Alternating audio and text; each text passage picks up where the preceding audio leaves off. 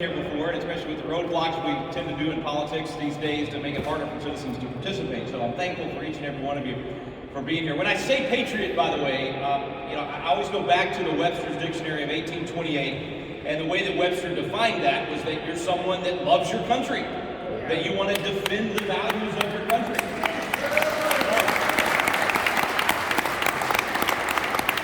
I understand those are dirty words to some people today in America, unfortunately. It's become unpopular to love our nation. The popular thing is to teach our kids to hate their own nation. The only country that I know of that's ever decided to do that, to actually teach our own children to hate each other, hate themselves, and hate the very nation that they live in. That's a very dangerous, horrible path to go down. So the fact that you still love your country tells me that you've seen through the lies. You realize that America's system is the best that we've ever known. Is it flawed? Absolutely it's flawed. Were the Founding Fathers flawed? I've been studying these folks for 30 years, and I found out an amazing thing about the Founding Fathers of America. They were human. They were sinners. They did evil things, just like you and just like me. In other words, we're all flawed. The system they gave us, yes, it's flawed, but it's becoming more perfect, and it is the best system that any government's ever known. Just like some of the founders said, you heard the expression, it's the worst form of government other than every other one. Right? And so the beauty of the system that they gave us is that at the end of the day, we the people are in charge. At the end of the day, we have the power at our fingertips to correct wrongs. We have the power at our fingertips to make it a more perfect union, if we will use that power. The same can be said of our legislators. Your legislators here in Kentucky have the power to make these things right, to reestablish actual federalism, where you in Kentucky get to decide how you want to live. You make the decisions for what's best for your family and your home, your property, and your school. Instead of some faraway bureaucrat in Washington, D.C. that doesn't know you, doesn't know your community, doesn't know your values, doesn't know what's best for you. The Founding Fathers never envisioned that a bunch of bureaucrats in Washington, D.C. would be making decisions for us about our health and our children and our education and our religion and all of those things. They never envisioned that, never wanted that. In fact, they put safeguards in place to prevent that from happening. The problem is that we the people got, let's face it, fat and happy. Right? We got lazy because it was so good. Freedom was so good. We had it so good in America for so long that we checked out of the process and we just enjoyed the blessings of liberty and we stopped bearing the burden that comes with that. We talk about our rights and not enough about our responsibilities that come with those rights. But that's changing. The reason you're here is because you've awakened to that fact. You've awakened to the fact that we need to be involved and that we have a responsibility. We want our kids to enjoy freedom. Then we have a responsibility to bear this burden, to take the time to give our lives, our fortunes, our sacred honor, to give them our time, to give them our money, our reputation. The fact that you're here tells me you're willing to do that you're willing to live dangerously. And I think, unfortunately, safetyism is killing America right now. Everybody wants to play it safe, play it safe. Whether it's with an issue like this, Convention of States, or it's our own individual lives, everybody's playing it safe. I'm so tired of playing it. The American story did not happen because we played it safe. Every part of American exceptionalism happened because someone was willing to take a risk. Someone was willing to live dangerously. Ronald Reagan said when the space shuttle exploded and he gave a speech that night, I think one of the best speeches he ever gave, he said to the American people, he said, the future does not belong to the faint-hearted. It belongs to the brave. We need to recognize that and get out of this safety zone and start getting into actually living out our freedom. Freedom is dangerous. I was driving through East Texas and came across this big lumberyard distribution plant of a company you would recognize the name of, and the marquee sign said, "Safety is our highest value." I wanted to throw up. If safety is your highest value, friends, you will cower in the hallway with your bulletproof vest and your ballistic shield, along with 100 other officers, while a maniac is murdering children on the other side of the door. If safety is your highest value, you cower in your home for years, hiding from a virus that you have a 99.9% chance of surviving. If safety is your highest value, you will beg these legislators to make the decisions for you. You'll beg them to protect you from everything instead of being willing to live in freedom. Safety is not a value. We've got to stop valuing someone else protecting us. We've got to start being willing to say, I'll make those decisions for myself and my family. I was about 5 months into all the COVID crackdowns, and I just had enough. We had our first, many of you were there. We had a class in Pahrump, Nevada for our constitutional defense, and had our handgun training during the day and our constitution training at night. And the governor of Nevada didn't want us to do it. He wanted us to be able to do this training in 113-degree weather, by the way, that everybody would have to wear masks outside in 113-degree weather, that we would not be able to be within 6 feet of people that had never touched a gun in their life as we're trying to train them on how to use a gun. That doesn't sound very safe, does it? So we sued the governor, and we won, and we were able to do the class. And so we had this great class. 300 people came in from all over the nation. We had great fellowship. Some people had not been around other people in a setting like that for 5 months. Literally, people were in tears as they were able to hug another human being, able to have that kind of fellowship. So I'm headed back. Actually, I was headed out to California to do mission work behind enemy lines. And I was going out there to do some Constitution training. And so my kids, my boys who do those trainings with me, they were driving back to Texas. And you know how it is when you leave, when you split up with family and you're traveling, you always say, be safe, safe travels. And so I'm at the airport about to get on the plane, and I typed be safe to my kids, my boys. And I looked at it before I hit send. I said, be safe. 5 months into COVID, I said, I'm sick and tired of being safe.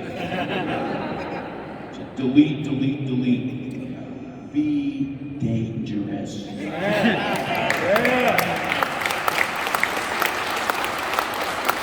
I said to my boys, be dangerous to the enemy, dangerous to apathy, and an absolutely existential threat to tyranny.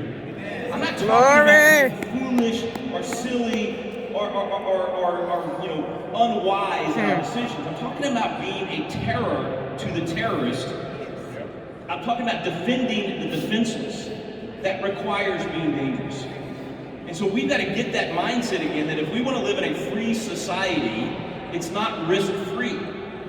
And so even when it comes to our public policy and the Constitution itself, I have a lot of friends that love freedom and love liberty and love the Constitution, but they're afraid to use the Constitution to save the Constitution and to save the country. And I say, well, wait a minute, you're afraid to use the very tool that the very people that gave us the country, that created the country, said was absolutely essential to securing and preserving federalism. You're afraid to use it. Why are you afraid to use it? Well, because this might happen, or that might happen. And then this fear just takes over. And everything that they're afraid of happening is happening right now. Every excuse I've heard from people that don't want to use the Constitution under Article 5 and have a convention of states to put the federal government back in its box, every excuse that I hear, everything they're afraid would happen through the Convention of States process is already happening.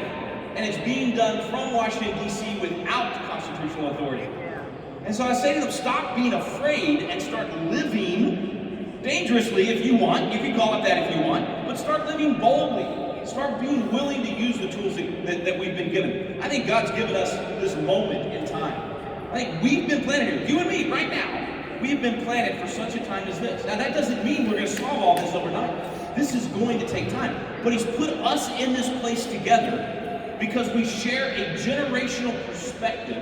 We understand that there's no silver bullet overnight solution. We understand that today, as we walk these halls and as we talk to legislators, we are planting seeds for trees that we may not enjoy the shade of. We are willing to say it's not about me, it's about the next generation. And this process may take, I don't know, years from where we are right now. I don't know how long it's going to take. Nobody's got the crystal ball to be able to say that.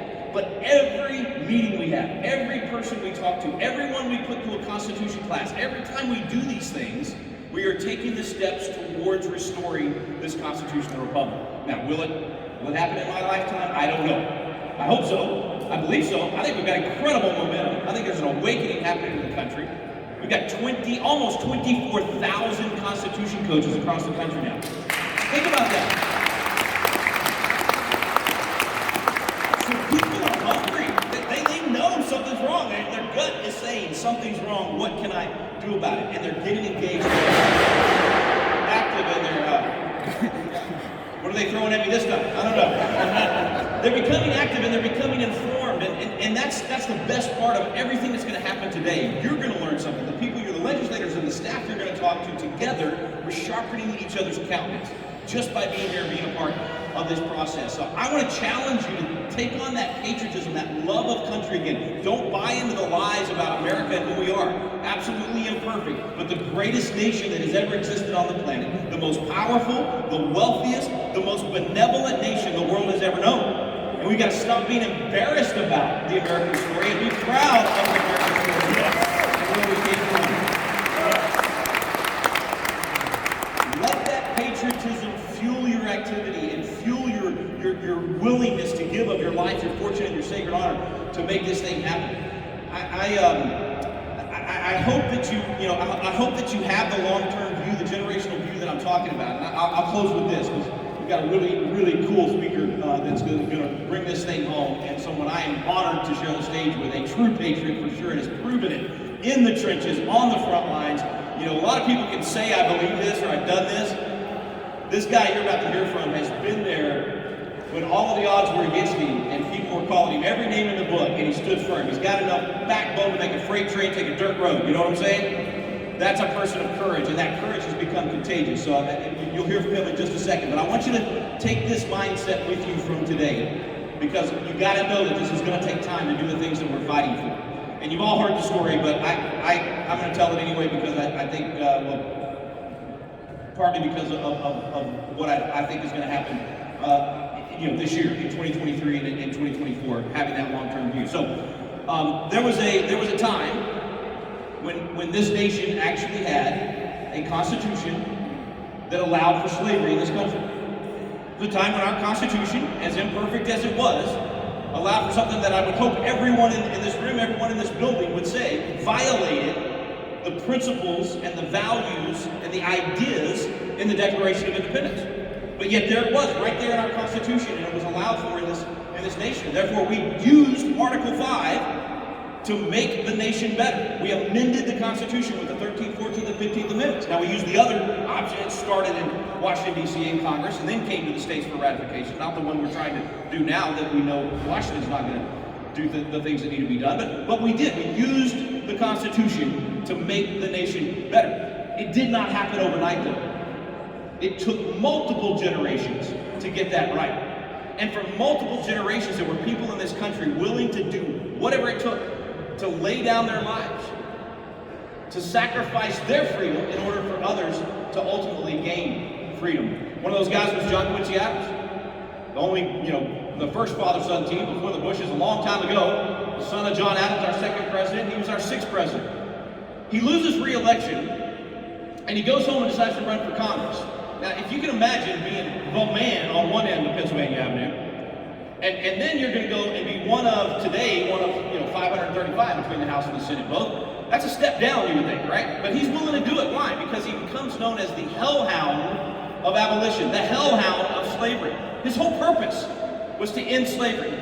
And every chance he got, he would get up on the floor of the House of Representatives and he would speak against slavery. It was a pro-slavery Congress. The Democratic Party was in charge. They wanted to keep slavery, and it was an uphill battle. He was almost like a man against the world. He had a few allies, but not many. And yet he would do that. He would stand up and he would speak against the evils of slavery. This House of Representatives was so pro-slavery, they decided, we're sick and tired of hearing John Quincy Adams talk about this. Because here's one thing to keep in mind. When you stand for something that's evil, you have to shut down the opposition from being able to speak truth, because light dispels darkness.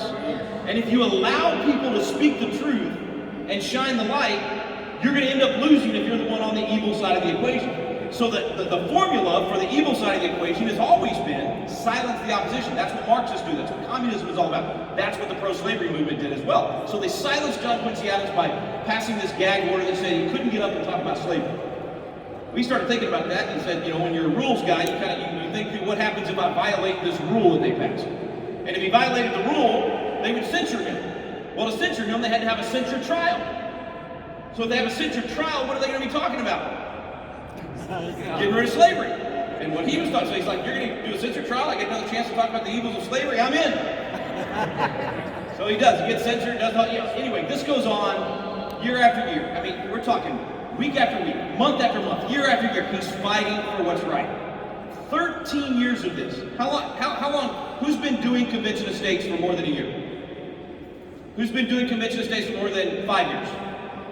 Who's been doing convention of states for more than 10 years? Okay, so nobody in this room has been doing convention of states for more than 13 years, which is our moment in time with John Quincy Adams, right?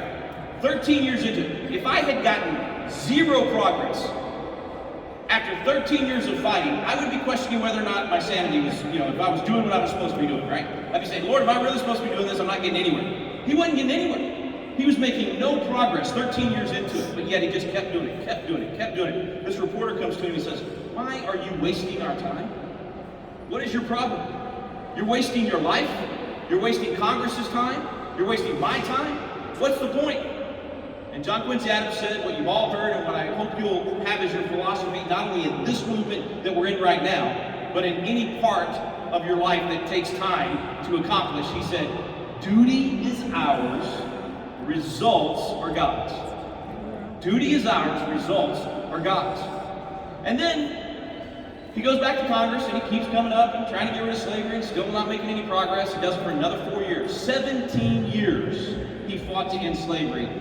Never got to see an end to slavery. He dies in Congress, right there on the floor of the House of Representatives. You have to do the tour with us. We'll take you over a little gold plate where his chair was and his desk where he fell over and had a stroke. 3 days later died there in the Speaker's office. So he dies in Congress without ever seeing an end to slavery. Did he waste his life? No, because for the last 2 years of his service in Congress, he mentored this kid. Freshman member of Congress comes in and also anti-slavery. John Quincy Adams starts teaching him and mentoring him and brain dumping into him. And that kid ends up being so close to John Quincy Adams that he's a pallbearer at John Quincy Adams' funeral. Well, that kid goes home, he doesn't get reelected. Then he runs for another office. Doesn't win that one. Runs for another office. Doesn't win that one. Runs for another office. Doesn't win that one. Finally, 15 years later, that kid runs for an office that he actually wins, and it's President of the United States, Abraham Lincoln.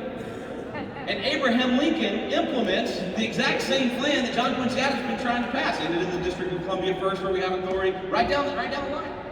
See, John Quincy Adams, he was doing his duty, not knowing what the results were going to be, not even knowing that he was passing the torch to the young man that would ultimately accomplish the task. And as a result of that, we finally became that more perfect union. We ended up getting the 13th, 14th, and 15th Amendments passed. Now, I'm not saying what we're doing is going to take another 17 years or another 50 years. It may happen in just a couple of years. I just want you to have the mindset that we're not in charge of the results. Duty is ours, results are God's. We're here today to do our duty. And God bless you for being a patriot that's doing your duty. I'm not supposed to introduce the next speaker. I just want to say, this is a guy that we are blessed to have involved in the Convention of States movement. He knows the process. He's well respected by legislators across the country. And I am thrilled to be able to be here with him and work with him. In fact, whenever Mark told me that he was joining the team and that Mike Ferris was coming back on the team and all the things that have been happening over the last year and a half or so, I mean, it's just like all the things we need. You can see the formula falling into place to get us where we need to be. It's such a positive development for Convention of States. So I'm thankful that y'all gave me a chance to speak, but you're in for a treat today. I think you're going to come back up and do the introduction, right, Denise? God bless you guys. Look forward to visiting with you more.